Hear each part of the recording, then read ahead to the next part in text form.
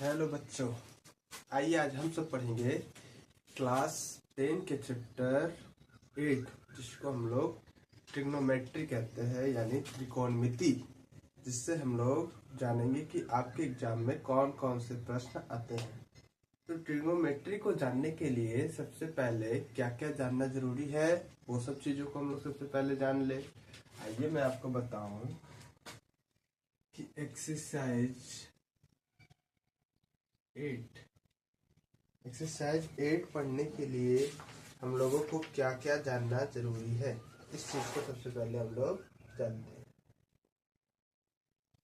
तो इसमें हम लोगों को सबसे पहले जानना है कि कुछ नया पढ़ेंगे। जो पिछले बार हम लोग 8 सब्ट्रैक्ट माइनस जो पढ़ के आए हैं मैथ में, उससे कुछ अलग पढ़ना है। इसमें हम लोग को जानना है साइन थीटा के बारे में। एक होते हैं कोस थीटा, एक होते हैं टेन थीटा। उसी तरीका से साइन के ऑपोजिट होते हैं कोसेक थीटा, कोस के ऑपोजिट होते हैं सेक थीटा और टेन के ऑपोजिट होते हैं कोट थीटा। अब आप जानते हैं कि sine theta, cos theta, tan theta, cosec theta, sec theta, cot theta, क्या पहले आपने कोई पढ़ा था? नहीं था। तो 10 में ये न्यू चैप्टर है, इसको बहुत बढ़िया से समझने की आवश्यकता है। अब साइन थीटा का जो फॉर्मूला होता है, साइन थीटा इक्वल टू जो होता है P/H होता है। मैं इसके लिए एक ट्रिक आपको बता दूं, आप याद रखना। पंडित बी से बद्री और पी से प्रसाद, और नीचे लगा देना हरी हरी बोल। तो आपको पता चल जाएगा साइन थीटा का फॉर्मूला P/H हो गया, कोस थीटा के बाद B/H हो गया और टेन थीटा के बाद P/B फॉर्मूला हो गया। सर क्या इसका कोई और भी ट्रिक है? यस। आइए, जैसे पहलगाम हमला के बाद पाकिस्तान की क्या हाल है वो तो हम सब जान ही रहे, क्यों ना पाकिस्तान पे ही हम लोग एक ट्रिक बना ले। आइए बनाते हैं। अब पाकिस्तान से ट्रिक कैसे बनेगा भाई? जब से सिंधु की इंडस वैली को हमने रोक दिया है, सिंधु समझौता तोड़ा है, पाकिस्तान की क्या हाल होगी?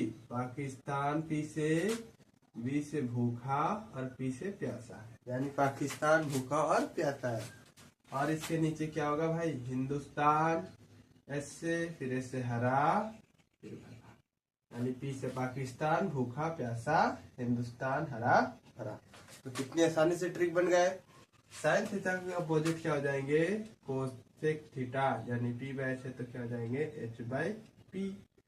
कोस थीटा का फॉर्मूला होता है B/H, B/H का अपोजिट कर देंगे तो क्या हो जाएगा? सेक थीटा, यानी H/B। टेन थीटा का P/B तो हो जाएंगे क्या? B/P। तो हम लोगों को पता चला sine theta, cos theta, tan theta, cosec theta, sec theta, cot theta का फॉर्मूला आसानी से याद कर लिए। पाकिस्तान भूखा प्यासा, नीचे हिंदुस्तान हरा भरा से, और उसके बाद उसका अपोजिट उसे लिख दिए। सर ये बिल्कुल आसान था, यहाँ तक समझने में कोई भी प्रॉब्लम नहीं है। इसके बाद हम लोगों को एक ट्रिगोमेट्री में हम लोग को पता चला कि सर एक ट्रेंगल जो होता है रेक्टेंगल, उसमें एंगल जो होती है वो कितने डिग्री की होती है? 90 डिग्री का एक एंगल होता है। ये हर कोई जानता है, ये बातें तो सब कोई जानता है। इसको हम लोग बोलते हैं बेस, यानी आधार। हिंदी में कहे तो आधार और इंग्लिश में कहते हैं तो बेस कहते हैं। फिर उसी तरीका से इसे हम लोग कहते हैं पी का मतलब होता है परपेंडिकुलर, और परपेंडिकुलर को हम लोग क्या कहते हैं हिंदी में? लंब कहते हैं सर जी। तो दोनों के लिए बेहतर हो जाएगा, जेक बोर्ड वालों के लिए भी और CBSE वाले के लिए भी। बी का मतलब बेस और पी का मतलब परपेंडिकुलर। परपेंडिकुलर को हिंदी में लंब कहते हैं, बेस को हम लोग आधार कहते हैं। सर इसे क्या कहते हैं? एच कहते हैं। एच को क्या कहते हैं भाई साहब? हाइपोटेनियस। हाइपोटेनस जो होता है वो क्या होता है? उसको हम लोग हिंदी में कर्ण बोलते हैं। क्या कहते हैं? कर्ण कहते हैं। अब आपको एक ट्रेंगल में बना दूं ABC, तो इसी के बीच में पाइथागोरस जी आए और उन्होंने क्या किया? PB और H के बीच कोई ट्रिक दिया, कोई फॉर्मूला दिया, है ना? वो क्या दिया फॉर्मूला? इसको भी हम लोग जान ले क्या सर जी? बहुत जानना जरूरी है। उन्होंने 3 तरीका के फॉर्मूला दिए। पहला बताया कि उन्होंने बताया कि H² इक्वल टू क्या होता है? हमेशा P² प्लस में B² होता है। क्या मैं H² का स्क्वायर हटा के इसे रूट में डाल सकता हूँ क्या? जी। जैसे इसे रूट में डालूंगा तो root under p square plus में बी स्क्वायर हो जाएंगे। फिर उसी तरह से दूसरे बार उन्होंने बताया कि पी स्क्वायर बराबर क्या होते हैं, एच स्क्वायर माइनस में बी स्क्वायर। फिर अगर पी से स्क्वायर हटा दो तो क्या हो जाएंगे, root under h square minus में बी स्क्वायर। फिर तीसरी फॉर्मूला उन्होंने दिया बी स्क्वायर फाइंड करने के लिए एच स्क्वायर माइनस में p square. B equal to क्या हो जाएंगे, root under h square minus में पी स्क्वायर। तो ये हम लोगों ने 3 फॉर्मूला पढ़ा पी, बी और एच फाइंड करने के लिए पाइथागोरस। सर क्या और भी फॉर्मूला इसे पढ़ने की जरूरत है? तो एक्सरसाइज 8.1 के लिए आपको इसमें और कुछ भी पढ़ने की जरूरत नहीं है। आगे आप पढ़ेंगे एक्सरसाइज 8.2 में तो आपको एक चार्ट याद करनी पड़ेगी। फिर 8.4 जो है उसी को अब न्यू बुक जो एनसीईआरटी बना है उसमें 8.3 कर दिया गया है। तो जो हम लोग 8.3 इसके बाद पढ़ेंगे उससे बहुत सारे फॉर्मूला को लिखेंगे। तो आइए आज जो हम लोग जाने उनसे किसी एक प्रश्न को बनाने का प्रयास करते हैं। तो इसमें प्रश्न क्या दिए हुए हैं इसको हम लोग समझते हैं।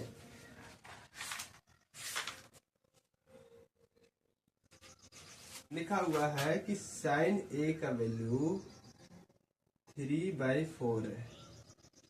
साइन ए का वैल्यू 3/4 है। फाइंड कीजिए, ज्ञात कीजिए कोस ए एंड टेन ए का वैल्यू क्या होगा। क्या हम लोग फाइंड कर सकते हैं कोस ए और टेन ए का वैल्यू क्या होगा? क्या आसानी से कोस ए और टेन ए का वैल्यू निकाल सकते हैं क्या? जी एकदम निकाल सकते हैं। कैसे निकालेंगे तो वो मैं बता रहा हूं आपको। सबसे पहले क्वेश्चन को मैं बताऊं कि लिखा हुआ साइन ए इक्वल टू 3/4। अब आपको आना चाहिए कि सर साइन थीटा का फॉर्मूला होता क्या है। तो आप देखो कि सर साइन का फॉर्मूला p/h होता है। तो क्या मैं इसको p बोल दूं और नीचे क्या होता है, h होता है, तो p/h लिख सकता हूँ क्या? जी लिख सकता हूँ सर। सर मैं एक ट्रायंगल बना देता हूँ, रेक्टेंगल, राइट एंगल ट्रायंगल। यहाँ पे कितने डिग्री का होंगे, 90 डिग्री होंगे। अब मुझे पता है सर इसे बोलते हैं परपेंडिकुलर, इससे कहते हैं बेस और इसको कहते हैं हाइपोटेन्यूज। अब आप देखेंगे P आपका वैल्यू कितना है सर, 3। तो यहाँ क्या लिख सकते हैं, P का वैल्यू 3 लिख सकते हैं क्या? जी लिख सकते हो सर। B का वैल्यू देखोगे, B का वैल्यू कितना है सर? B का वैल्यू तो है ही नहीं यहाँ। H का वैल्यू पता है क्या है? H का वैल्यू 4 है सर। क्या हम पाइथागोरस के फॉर्मूला से निकाल सकते हैं क्या B का वैल्यू? जी B का वैल्यू आसानी से निकाल सकते हैं। तो B का फॉर्मूला आपको क्या दिया हुआ है? तो B का फॉर्मूला दिया हुआ है root under h square minus में पी का स्क्वायर। एच क्या है देख के बताएंगे। जी सर एच का वैल्यू 4 है तो 4 का स्क्वायर। पी कितना बताएंगे, 3 का स्क्वायर। 4 का स्क्वायर कितना होता है, 9। 3 का स्क्वायर, 4 का स्क्वायर कितना होता है, 16। 3 का स्क्वायर कितना होता है, 9। और 16 में 9 जाए कितने बचेंगे, 7 बचेंगे। क्या सर इसी तरीका से सबका निकालना पड़ेगा कोस टेन ए का वैल्यू? अरे यार इतना नहीं निकालना है, बस कोस ए। आप यार इसका नामकरण कर सकते हैं ए बी सी। कोस ए का वैल्यू फाइंड करना है तो कोस ए। अब आपको पता है क्या कोस ए का फॉर्मूला क्या मैंने लिखा है, कोस थीटा b/h, यानी भूखा पाकिस्तान भूखा और हिंदुस्तान वाले हरा लेना है भाई। और b/h जो हो गए तो b का वैल्यू आपने कितना फाइंड किया, √7। और h का वैल्यू कितना है सर जी, h तो हमको पता है 4 है, तो यहाँ पर कितना लिख देंगे, 4 लिख देंगे। फिर एक बोला 10a का फॉर्मूला निकालने सर, 10a। तो 10m का फॉर्मूला क्या जानते हैं, 10 का फॉर्मूला p/b होता है, तो यहाँ लिखेंगे p/b लिख देंगे। p/b जैसे लिख देंगे तो p का फॉर्मूला कितना है, p की जगह कितना दिया 3 और b की जगह कितना दिया सर, b की जगह मैंने अभी फाइंड किया √7, रूट अंडर 7, 3 रूट अंडर। यही आपके हो गए। तो आपके एग्जाम में ये क्वेश्चन सिर्फ 2 मार्क्स में आएंगे। 8.1 से कितने मार्क्स में, 2 मार्क्स में ऐसे सवाल देखने को आपको मिलेंगे। अजी क्या और एक प्रश्नों से समझ ले इसे हम लोग, जी और एक प्रश्नों से बेहतर समझते हैं। इसे आप लोग देख लिए, समझ गए होंगे। और एक प्रश्न बता देता हूँ जिससे आपको और थोड़ा क्लियर हो जाए। एक सवाल ऐसे आए थे, 15 cot a equal to 8। 15 cot a equal to 8। बोरा फाइंड कीजिए sine a and sec a का वैल्यू फाइंड कीजिए। Sine a and sec a का वैल्यू फाइंड कीजिए। तो सर सबसे पहले इसे क्वेश्चन को सही करना पड़ेगा, नहीं तो क्वेश्चन ऐसा ही नहीं है। तो sir 15 cot a equal to क्या दिया हुआ है, 8 दिया हुआ है। क्या कोट ए इक्वल टू लिख सकते हैं 8/15? जी सर, क्योंकि यहाँ मल्टीप्लाई में तो क्या जाएंगे डिवाइड में। एक हम लोग को अब राइट एंगल ट्रायंगल बनाना पड़ेगा जहाँ पे 90 डिग्री का कोण है। अब आप जानते हैं कोट ए का फॉर्मूला, कोट का फॉर्मूला मैंने क्या लिखा है, b/p लिखा है। तो यहाँ लिख सकते हैं क्या b/p? जी सर लिख सकते हो।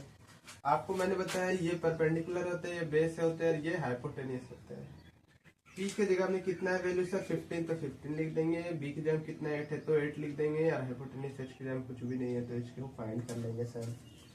जब h फाइंड करेंगे तो हमको क्या h फाइंड करने का फॉर्मूला पता है? जी सर पता है। h बराबर क्या होता है, p² प्लस में b²। p का वैल्यू कितना है सर? p का वैल्यू 15 है तो 15 का स्क्वायर हो जाएंगे। b का वैल्यू 8 है तो 8 का स्क्वायर हो जाएंगे। 15 का स्क्वायर कितना हो जाएगा सर? 15 का स्क्वायर 225, 8 का स्क्वायर हो जाएगा 64। जब ऐड कर देंगे सर 982 और 289 का रूट कितने निकलते हैं 17। आप 17 को 17 से मल्टीप्लाई करके देखो तो कितना आएंगे 289 आ जाएंगे। अब आपको h का वैल्यू पता चल गया। h का वैल्यू कितना फाइंड किए हो सर? 70 फाइंड किए हो। और find the value of sine and sec A. Sine A का वैल्यू कैसे फाइंड करेंगे? तो साइन ए का फॉर्मूला होता है सर p/h। p के जगह कितना है सर 15 है तो लिखेंगे 15 और h के जगह कितना है 16 तो 15/16। फिर उसी तरह आपको निकालना है सेक ए। सेक ए बराबर कितने हो जाएंगे सर? फॉर्मूला होता है सेक का h/b। h कितना फाइंड किए सर 17 और b कितना फाइंड किए सर 8। तो इस तरीका से आपने सीखा आज एक्सरसाइज 8.1 के कैसे प्रश्नों को सॉल्व करना है। तो आप सब इसी तरीका से जितने भी प्रश्न 8.1 के एक्सरसाइज 8.1 में दिया हुआ है चैप्टर 8 के जितने भी प्रश्न हैं सब इसी तरीका से बनेंगे। आप सब बनाइए। जिस भी प्रश्न में प्रॉब्लम होगा आप इस प्रश्न को हमें कमेंट करें, मैं उस प्रश्न को आपका जवाब बनाऊंगा। और इसके बाद एक्सरसाइज 8.2 में हम लोग जाएंगे, जिसमें 8.2 में चार्ट को याद करने के लिए नहीं, मैं आपको बनाने ही सिखा दूंगा।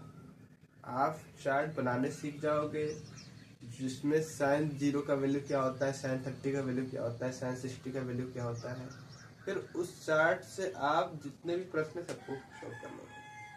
और जो सबसे टफ चैप्टर 8.3 उसको मैं आपको बहुत ही आसानी से 5 क्वेश्चन बताऊंगा और उसी क्वेश्चन में आपके एग्जाम में प्रश्न छपेंगे भाई। ठीक है, फिर मिलते हैं नए वीडियो में। आज के लिए यहीं तक, धन्यवाद।